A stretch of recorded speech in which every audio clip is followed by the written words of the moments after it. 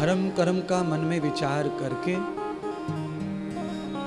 यह चिंतन करो कि हमारा जन्म क्यों हुआ है, हमारे जन्म का उद्देश्य क्या है, संसार में मानव रूप में मैं क्यों आया हूं। पर यह विचार तब करो जब आपको धर्म कर्म का पता हो। नस्तम धर्म विभूषितम कर्मम कर्मभूषणम आत्मगिलानि त्वया नरम एवं पशुवर्धने। धर्म और कर्म का जिनको बोध नहीं है वो मनुष्य होके भी पशु के समान हैं। इसीलिए कबीर जी ने कहा कि धर्म कर्म का मन में पहले विचार करो और फिर ये निश्चय करो कि हम क्यों आए हैं संसार में, हमारे संसार में आने का मकसद क्या है। तो उस मकसद के लिए भी अपने पावन जीवन को जीना है। और जैसे भगवान ब्रह्मा जी ने सृष्टि की रचना की, सृष्टि के लिए, समाज के लिए, वैसे ही मेरे जीवन का भी धर्म कर्म ऐसा ही हो कि मैं भी सृष्टि की रचना करूं, बाह्य रचना करूं, बाहर की दुनिया को भी पावन बनाऊं, बड़ी बनाऊं, सुंदर बनाऊं, अच्छा निर्माण करूं।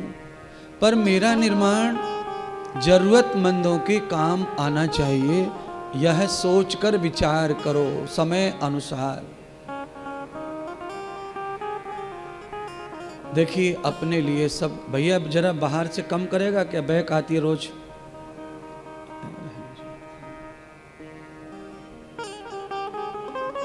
जय जय श्री राधे। कबीर जी ने निश्चय करके ये बात हमें बताई। ब्रह्मा जी को क्या पड़ी थी संसार बनाने की, दूसरों को बसाने की। चूहा अगर अपने लिए घर बनाता है और उसमें सांप रहने लग जाता है तो चूहे का जीवन समाप्त हो जाता है, सांप उसे खा जाता है। ये हो गया हिटलर शाही, ये हिटलर हो गया। यानी जैसे सांप है वैसे ही मुगल थे पहले, मुगल बहुत सारे राजा भी पहले ऐसे थे भारतीय। जो भी कमजोर दिखा उसे मार दिया और उसके राज्य को गपड़ लिया, छिना लिया। तो कबीर ये कह रहे हैं धर्म कर्म के कर विचार। किसी की संपत्ति को नहीं छिनाना है, हमें निर्माण करना है संसार। और संसार कैसे निर्माण करना है तो कहा धर्म अनुसार। भ्रष्टवाम धर्मम क्रियाम येवं धर्म धुरंधर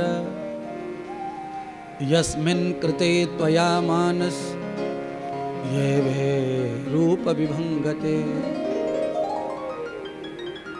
मानस का अर्थ मनुष्य भी है और मानस का अर्थ चिंतन भी है, ईमान, कि आपका मानस क्या है, आपकी सोच क्या है। तो भगवान कहते हैं कि हमारा सोच, हमारा मानस ऐसा होना चाहिए कि मेरे साथ कितने लोग सुखी रह सकते हैं मेरे कर्म से, तब कर्म सफल माना जाता है। और वही कर्म मानवीय कर्म है, शास्त्रीय कर्म है। सांप को घर मिलता है और चूहा खत्म हो जाता है, मर जाता है। सांप को तो घर मिल गया पर सांप उस घर में सुखी नहीं रहता है। सांप दोबारा दोबारा उस भिट में आ नहीं सकता है। एक बार अगर सांप उस भिट से निकल गया तो दोबारा सांप को ही घर नहीं मिलता, सांप भूल जाता अपने घर को, क्योंकि उसका घर था ही नहीं। दूसरे के घर पर जबरदस्ती कब्जा कर लिया, क्योंकि सांप घर बना नहीं सकता। सांप के अंदर लक्षण नहीं है घर बनाने का। दूसरे के घर में कब्जा करता है और कब्जा भी वो तब करता है जब उसे खा लेता है। इसीलिए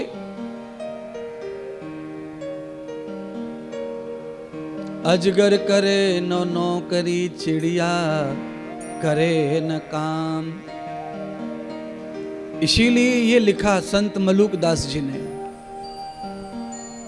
अजगर करे न नौकरी, पक्षी करे न दाम।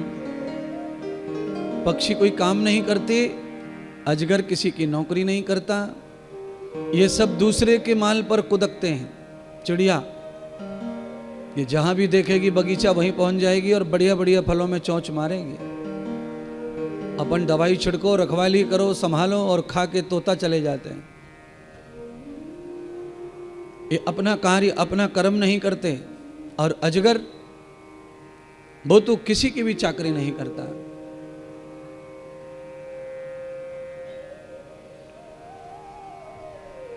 तो भगवान संत मलूक दास कह रहे हैं कि फिर भाई इंसान क्यों चिंता कर रहा है?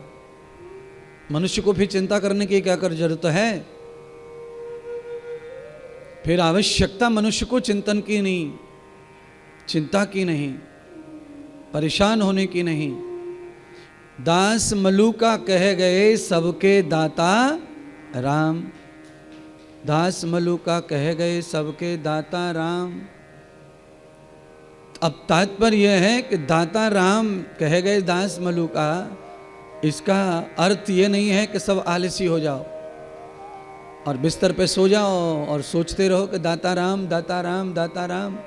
न, राम दाता है, उसने समुद्र दिया है, नदियां दी हैं, पर पानी पीने का पुरुषार्थ हमको स्वयं ही करना पड़ेगा।